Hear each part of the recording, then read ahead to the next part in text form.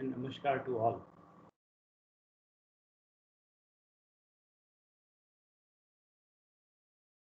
Good afternoon sir. आवाज़ मेरी बराबर से आ रही है आप लोगों को? Yes sir.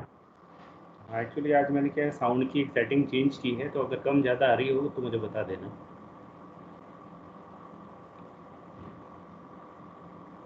सोशल प्रॉब्लम्स से रिलेटेड अपना टॉपिक चल रहा है और उसमें अपन अर्ली मैरिज या चाइल्ड मैरिज की बात कर चुके हैं। Dowry as a social problem, उसकी भी बात हम कर चुके हैं। आज अपन बात करने वाले हैं सोशल डेवियंस के बारे में। सोशल डेवियंस, जिसको कि हिंदी में कहते हैं सामाजिक विचलन।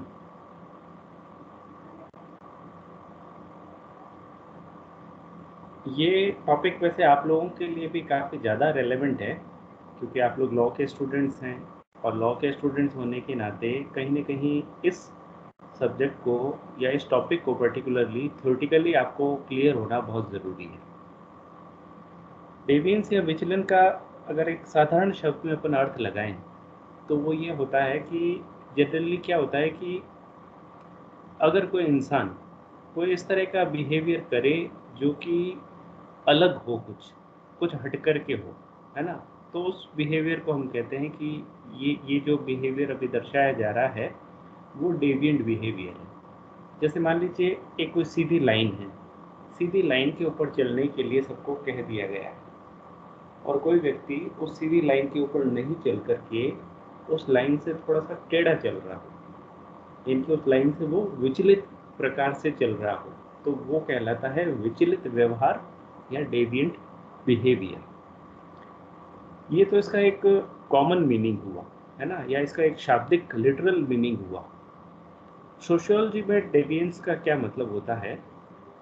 सोशियोलॉजी में जनरली डेविएंस का ये मतलब होता है कि ह्यूमन बींग्स का एक ऐसा बिहेवियर जो कि सोशल नॉर्म्स के अगेंस्ट में हो, है ना, ऐसा ह्यूमन बिहेवियर जो कि सोशल नॉर्म्स के अगेंस्ट में हो।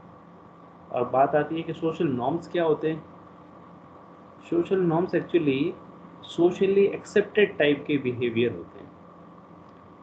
हम जब इस दुनिया में रहते हैं, समाज में रहते हैं, तो ऐसे कई प्रकार के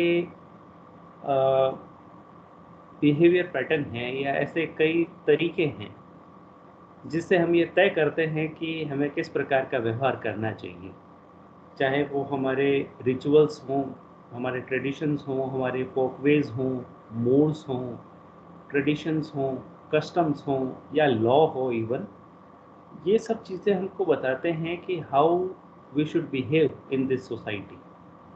तो ये जो सारी चीज़ें हैं जिनका अभी मैंने आपको नाम गिनाया, बेसिकली ये और कुछ नहीं है, ये सब नॉर्म्स हैं। तो इन नॉर्म्स के अकॉर्डिंग हमको बिहेव करना होता है, यही हमसे एक्सपेक्टेड होता है ना।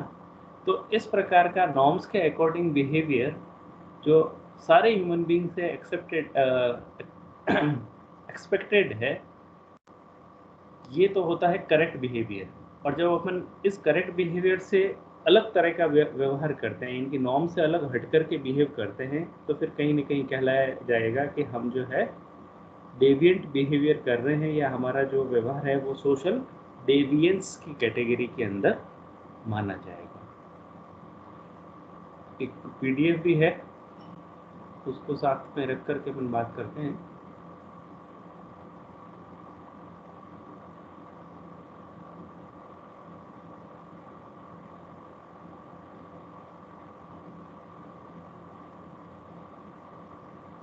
Meaning and nature of social डेविएंस।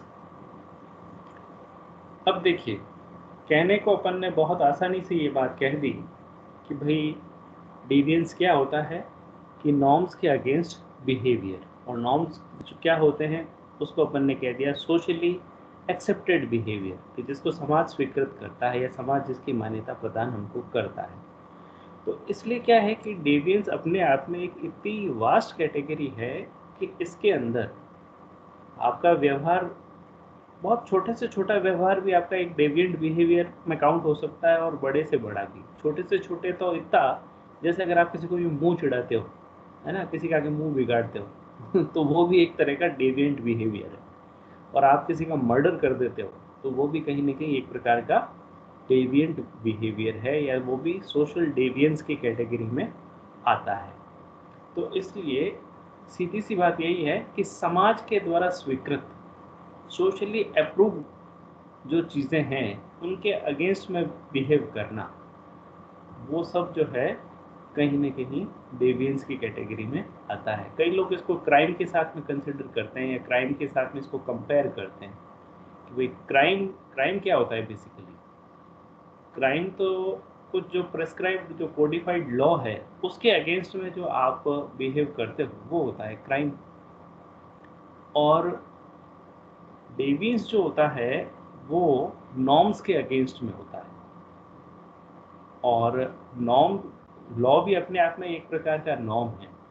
तो इस हिसाब से अगर अपन बात करें तो जितने भी क्राइम हैं वो सब डेविएंट बिहेवियर हैं, लेकिन जितने भी डेविएंट बिहेवियर हैं वो क्राइम हो ये ज़रूरी नहीं है।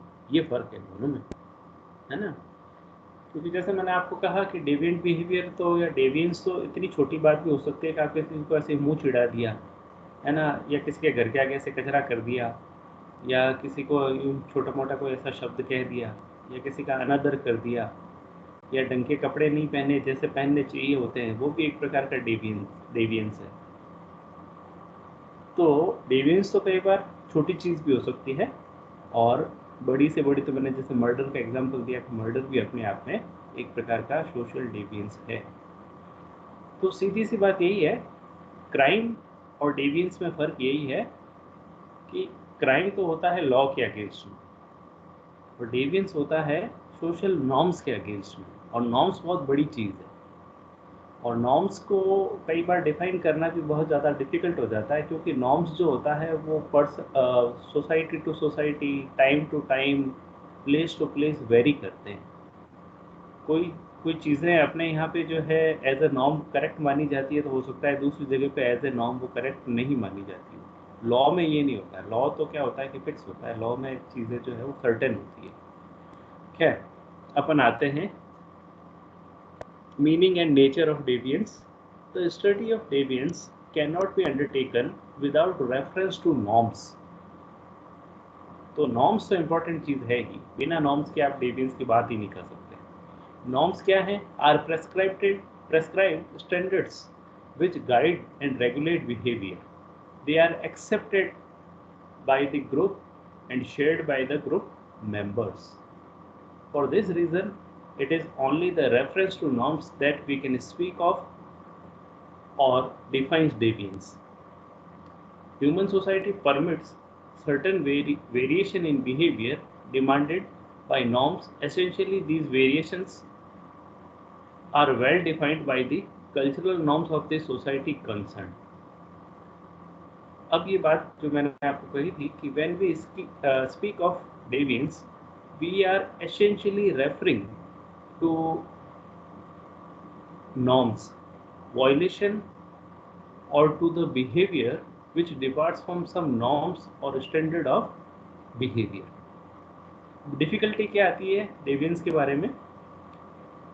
क्योंकि नॉर्म्स के बेस पर ही डेविएंस को डिफाइन किया जाता है, और नॉर्म्स में जैसा कि मैंने कहा, norms are not the same everywhere. They vary from group to group, within a group and over a period of time. It is not easy to identify those behavior that are universally defined as departure from some norm और norms. Example जैसे इन्होंने ये example दिया है कि जैसे prostitution may be viewed as well defined by law as deviant behavior in India and USA, yet certain European countries prostitutes can operate openly in specific areas. जैसे अगर अपन अपने सोसाइटी की भी बात करें तो अपने सोसाइटी में भी क्या होता है, नॉर्म्स की जहाँ तक बात आती है तो कुछ हमारी सोसाइटीज़ ऐसी हैं जो कहीं ना कहीं बलि देने की बात करती है कि भाई देवी माँ को बलि चढ़ानी है, या इस्लाम धर्म में जैसे कि जो है अल्लाह की राह में कुर्बानी करनी है तो बकरा वगैरह काट दिया जाता है, और उसको सुन्नत माना जाता है, अच्छा माना जाता है। तो नॉर्म है वो किया जाना सोशली एक्सेप्टेड है ना, समाज उसको स्वीकार करता है। But at the same time हमारे ही समाज में जैन धर्म के जो लोग हैं वो कितना एक रिजिड जो अपना रूटीन फॉलो करते हैं कि जीव हत्या नहीं हो उसके लिए वो पैदल भी चलते हैं। तो कहने का मतलब ये है कि अलग अलग सोसाइटी में अलग अलग तरह के नॉर्म हो सकते हैं, तो इसलिए क्या होता है कि डेविएंस को प्रॉपरली डिफाइन करना पॉसिबल नहीं है। एक ह्यूमन बिहेवियर एक सोसाइटी में या एक टाइम पर डेविएंस की कैटेगरी में आएगा तो वो सेम एग्जैक्ट बिहेवियर किसी दूसरे सोसाइटी में जो है अप्रूव्ड बिहेवियर में आएगा, डेविएंस नहीं कहलाएगा। ऐसा भी हो सकता है। तो डिपेंड करता है, रिलेटिव कॉन्सेप्ट है ये, समय और स्थान के हिसाब से रिलेटिवली जो है इसको जो डिफाइन किया जाता है। फिर ये बात आ रही है, relativistic view of deviance implies that deviance can be interpreted only in the socio-cultural context in which it occurs. Deviance is not absolute but relative to the social expectations, norms and rules of a particular society. तो आपका आपका society, आपका culture, इनके culture के चश्मे से चीज़ों को देखा जाता है नॉर्म्स के मामले में या डेविएंस के मामले में। कोई चीज़ हमारे कल्चर में ठीक हो सकती है, दूसरे कल्चर में जो हो सकता है कि वो ठीक ना हो या डेविएंट बिहेवियर हो। जैसे टिपिकल जो ऑर्थोडॉक्स सोसाइटीज़ होती है, वहाँ पे परिवार की जो बहुएँ हैं उनसे ये एक्सपेक्ट किया जाता है कि वो घूंघट निकाल कर के रहे, है ना? अपने ससुर से, जेठ से या बाहर के किसी आदमी से बात नहीं करे।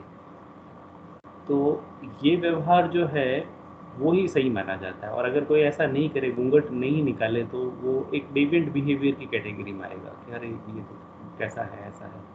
और वहीं जो मॉडर्न सोसाइटीज़ है उसमें ये वाला व्यवहार जो है वो कहीं न कहीं इनइक्वालिटी को शो करेगा, या कहीं न कहीं ये माना जाएगा कि भाई महिलाओं की स्थिति यहाँ पे ठीक नहीं है, उनको जो है दबा करके रखा जा रहा है।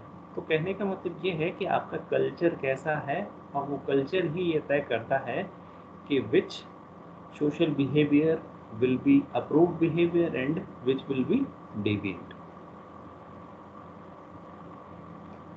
फिर बात आती है, also if an act is defined as deviant in one situation does not mean it is deviant in every other situation। एक एग्जाम्पल देखिए यहाँ पे दिया है इन्होंने, जो मैक्सिम भी है लॉ की, दाउ शैल नॉट किल, यानी कि it is a crime or legal offense to take another person's life because of norm in law, but in a situation like war, soldiers is permitted to kill an enemy soldier. This kind of behavior is normative for soldiers in war. Therefore, we can expect definition of deviance vary with circumstances and situation। तो इस तरह से क्या होता है, स्थान, परिस्थितियाँ, समय के हिसाब से चेंज होता रहता है ना? टाइम के हिसाब से अब इन्होंने बताया है कि variation in the definition of deviance, किन किन आधारों पर वेरिएशन देखने को मिलता है? टाइम के हिसाब से। टाइम के हिसाब से कैसे? An act considered deviant in one time period may be considered non-deviant in another time period in society. For example, in India, women pursuing collegiate education were defined as deviant in 19th century, है ना? 1820-25 से लेकर के जो time था, वहाँ पे अगर लड़कियाँ कॉलेज जाती थी तो लोग यहाँ तक कहते थे तो बिगड़ेल है साहब, कॉलेज में घूमती फिरती है, ये तो ऐसी है वैसी है। लेकिन अब आज के टाइम में, but today women pursuing higher education are not considered deviant. ज़रूरी है आज के टाइम में एजुकेशन। तो टाइम के हिसाब से क्या है कि इस तरह से चीज़ें चेंज होती रहती हैं। फिर वेरिएशन बाय कल्चर, जो मैंने आपको पहले भी कहा कि एक कल्चर में, अभी मैंने एग्जांपल आपको दिया था जैसे घूंघट वाला, तो कई सारे ऐसे जो है कल्चर डिपेंड करती है चीज़ें। एक सोसाइटी के अंदर कोई एक बिहेवियर जो है वो नॉर्मल बिहेवियर माना जाएगा, तो दूसरी सोसाइटी के अंदर वही जो है दूसरे कल्चर के हिसाब से देखे तो वो डेविएंट हो सकता है। जैसे इन ये है, in some other societies monogamy is strictly prescribed and being married to more than one women are socially and legally punishable offence.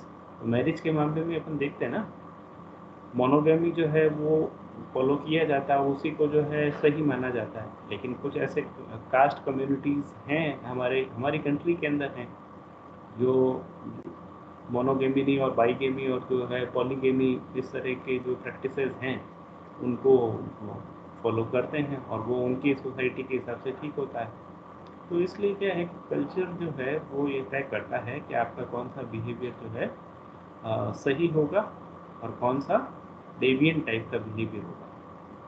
इसी तरह से वेरिएशन सोशल पोजीशन के बेस पे भी आता है। मतलब सोसाइटी में आप किस पोजीशन पे हो, कुछ सर्टेन बिहेवियर ऐसे होते हैं कि साहब पढ़े लिखे लोग, अमीर लोग, पॉलिटिशियन लोग करते हैं तो वो तो सही है, और आप करोगे तो गलत है ना। या मेल डोमिनेटेड सोसाइटी है तो वहाँ पे अगर लड़का कोई काम करे तो वो तो है सही, वही काम लड़की कर ले तो डेविएंट।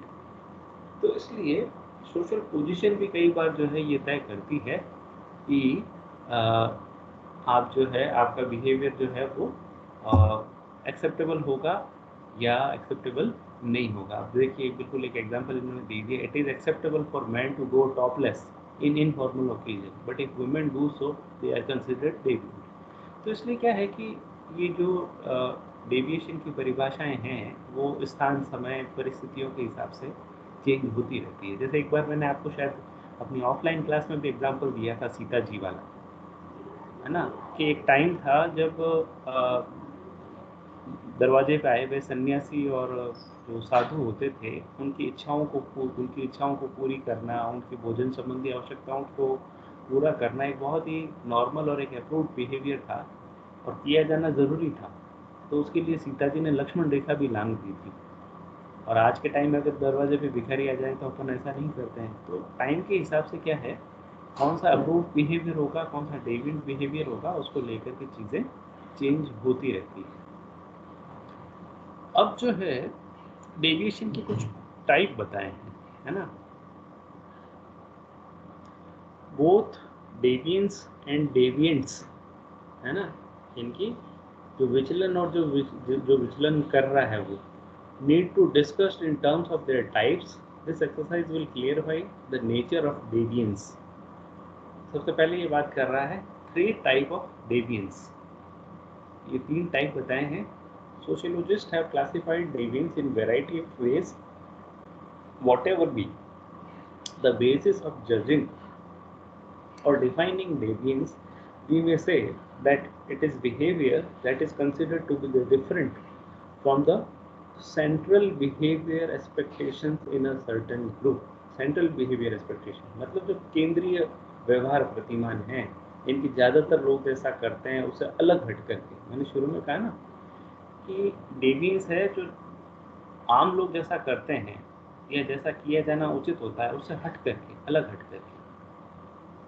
अब ये बात कर रहा है, it is possible to list the following 3 type of deviance. सबसे पहला है कल्चरल एंड साइकोलॉजिकल डेविएशन, इनकी सांस्कृतिक और मनोवैज्ञानिक विचलन। इसमें ये क्या कह रहा है, इन cultural deviation one departs from the norm of the culture while the psychological deviate from the norm of personality organization। ठीक है, तो एक में तो आप जो है कल्चर से डेविएट करते हो और एक जो है आपका जो पर्सनैलिटी का जो ऑर्गेनाइजेशन है, जो जो एक्सेप्टेड नॉर्म्स है पर्सनैलिटी के, उससे अलग हट करके आप बिहेव करते हो, तो वो फिर क्या होगा, साइकोलॉजिकल डेविएशन होगा। एग्जाम्पल दिया है कि एक जो साइकोटिक और न्यूरोटिक है वो बोथ कैटेगरी में भी found in the same person. मतलब उसमें कल्चरल डेविएशन भी दिख जाएगा आपको और साइकोलॉजिकल डेविएशन भी दिख जाएगा। तो ये दोनों ही तरह के बिहेवियर, एक जो है साइकोटिक और न्यूरोटिक, जो नशा लेने वाला और जो थोड़ा पागल टाइप का व्यक्ति होता है, उसमें ये चीज़ें दिख सकती हैं आपको। तो कल्चरल डेविएशन मतलब कल्चर से अलग व्यवहार करना, जो कल्चरल प्रैक्टिसेस हैं उनसे अलग, और जो पर्सनैलिटी के जो ट्रेड्स होते हैं और पर्सनैलिटी के हिसाब से जो स्वीकृत और जो एक्सेप्टेड बिहेवियर है, जब उनसे अलग आप बिहेव करते हैं वो फिर हो जाएगा साइकोलॉजिकल डेविएशन। फिर आ रहा है individual and group deviation. In individual deviation the person deviate कर रहा है, ठीक है, person deviates from the norm of a सब culture Example, a boy belonging to an educated and respected family takes drugs and become a school dropout. तो एक इंसान जो है इंडिविजुअल, वो जो है वो सोशली एक्सेप्टेड नॉर्म से अलग बिहेव कर रहा है। और ग्रुप डेविएशन में लोगों का ग्रुप गैंग टाइप हो जाती है, कुछ लोग मिलकर के एज ए ग्रुप डेविएट हो जाते हैं। In a group deviation the deviant subculture has norms which are condemned by the conventional morality of a society. For example, street corner gang of unemployed youth indulging in all sorts of unlawful activities. The gang will be well-knit group having a private language, है ना, कैसी भी हो सकती है वो, and a set of stereotypic behavior. तो कुल मिलाकर के ये तो ग्रुप है और ये जो है वो इंडिविजुअल है। फिर बात आ रही है प्राइमरी और सेकेंडरी डेविएशन। प्राइमरी और सेकेंडरी डेविएशन से यहाँ पे मतलब ये है कि प्राइमरी डेविएशन तो वो होता है कि जो जैसे होता है ना कि पहली बार का अपराधी और एक आदतन अपराधी काम में लिया जाता ना कि भाई एक तो हैबिचुअल ऑफेंडर है और एक जो है कभी कभार किसी ने गलती कर ली। तो ये वाली जो कभी कभार वाले होते हैं वो प्राइमरी, और सेकेंडरी वो होते हैं जो जिनकी आदत पड़ी हुई है, जो लेबल लगा हुआ है जिनके ऊपर कि भाई ये तो परमानेंटली डेविएंट ही है। Primary deviance refers to the violation of social norms committed by a person who is not labeled as deviant, मतलब जिसके वो छाप नहीं लगी है डेविएंट होने की, and who is basically a conformist in his or her life, मतलब समाज के हिसाब से चलने वाला व्यक्ति है सब।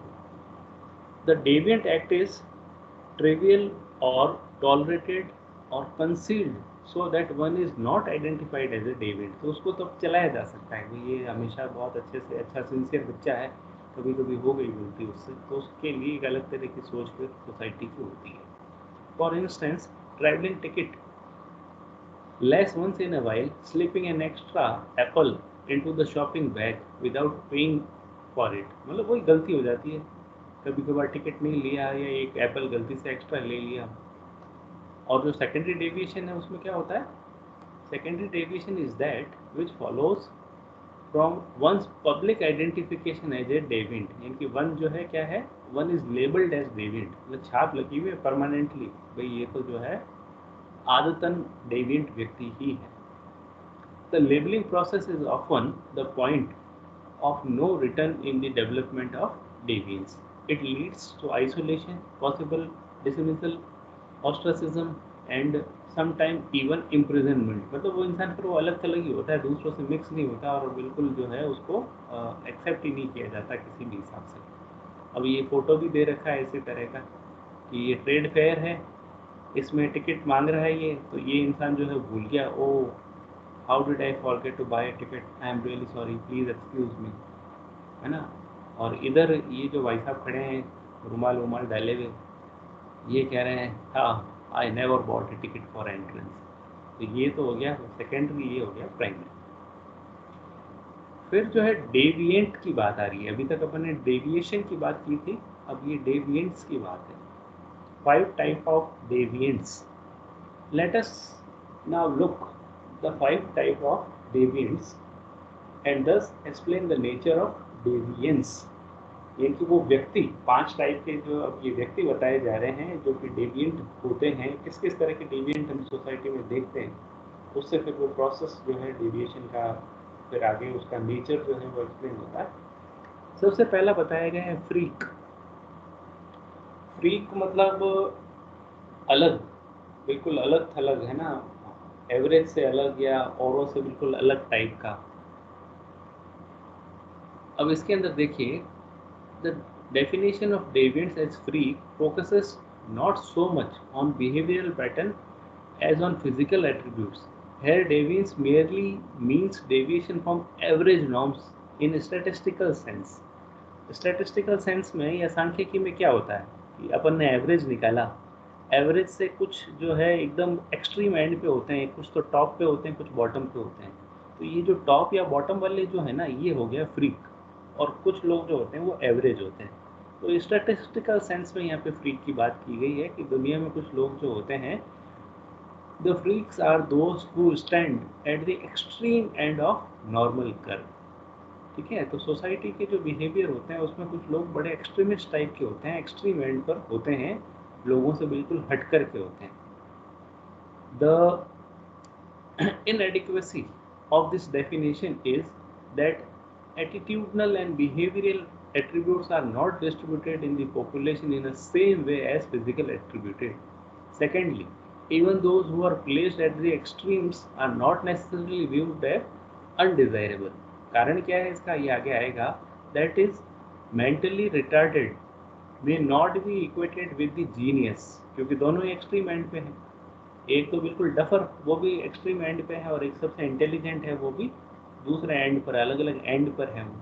तो इसलिए आप उसको डेविएंट नहीं मान सकते हो, क्योंकि एक जीनियस को और एक डफर को, दोनों को अगर आप जो है डेविएंट मान लोगे तो फिर ये कैसे सही होगा। तो इसलिए क्या है कि इसमें यहाँ पे जो डेफिनेशन है इसकी, वो थोड़ी सी इनएडिक्वेट है, क्योंकि आप इसको स्टैटिस्टिकल बेस पर इसको आप डिफाइन नहीं कर सकते हो। स्टैटिस्टिक्स में हो सकता है कि there are some on one end, other are on other end, और कुछ लोग जो हैं वो एवरेज हैं, बीच में। फिर बात आ रही है सिनफुल। सिन मतलब पाप, देवी देवताओं के हिसाब से, भगवान के हिसाब से, स्वर्ग के हिसाब से जो पाप होता है, तो ऐसे डेविएंट होते हैं जो सिनफुल आचरण करते हैं, पाप करते हैं। The deviant as sinful is adjudged as such on the basis of religious ideological codes, commandments, text and doctrines। मतलब रिलीजन के बेस पर जो है किसी को पापी अपराधी जो है बता करके उसको जो है डेविएंट बिहेवियर या डेविएंट टाइप का पर्सन जब घोषित किया जाता है तो वो इस कैटेगरी में आता है। The terminology applied to such deviant include sinner, heretic and apostate. The sinner violates certain norms and doctrine with which he accepts. The heretic rejects the doctrine of or prescription, and the apostate not only reject the faith or dogma but accept some other alternative norms and traditions. The amount to be ideological reason from the group's viewpoint। मतलब एक तरह से नास्तिक आस्तिक वाले जो होते हैं, कुछ किसी को मानते हैं, कुछ मानते नहीं है, केवल उसका विरोध करते हैं। तो इस सेंस में जो है चीज़ों को यहाँ पे बताया गया है। तो फर्स्ट जो अपनी थी वो तो एंड्स स्टैटिस्टिकल बेसिस पर समझाया गया था, और ये जो है धर्म के आधार पर जो है डेविएंट बिहेवियर को बताया गया है। और अब आ रहा है क्रिमिनल। क्रिमिनल कौन होते हैं, ये तो बिल्कुल सिंपल है, जो आज की तारीख में लॉ के अगेंस्ट जिसकी बात अपन करते हैं। शुरू में मैंने कहा था क्राइम। क्राइम क्या होता है कि एनी बिहेवियर और any conduct which is against the law. तो क्रिमिनल भी वही होता है। द क्रिमिनल डेविएंट कौन है, is defined according to the legal codes, particularly the criminal law. जो क्रिमिनल लॉ है, लॉ में भी क्रिमिनल लॉ के अगेंस्ट में जो बिहेव करता है, या जो कोड्स बने हुए हैं, है ना, उनके अगेंस्ट में बिहेव करता है, तो वो फिर क्या होता है, उस इंसान को क्रिमिनल कहा जाता है। वो डेविएंट तो है ही, लेकिन वो क्रिमिनल है। तो ये डेविएंट के टाइप अपन डिस्कस कर रहे हैं यहाँ पे। तो अब इसमें इसके अंदर भी यही है कि laws are ostensibly enacted to prevent act injuries to societies and group and welfare. Those who violate these laws are labeled as deviant and are avoid punishment. But not all laws are determinant to society. There are 4 types of legal enactments designating 4 types of deviant action, not all equally injurious to society. First, law prohibit act which are definitely a threat to society and cannot be tolerated. अब ये degrees बता रहा है कि वो crime की degree किस तरह की है, किसको कितना एक्सेप्ट किया जाएगा उसके हिसाब से। जैसे मर्डर, थेफ्ट, है ना, ट्रीजन, इंसेक्ट, ये सब क्या हैं, इनको जनरली जो है there are generally a social consensus about necessity of such laws. सब इनको ज़रूरी मानते हैं। सेकेंड जो है वो, जैसे मैंने डिग्रीज की बात की, some act which are not necessarily immoral और abnormal but they interfere with public order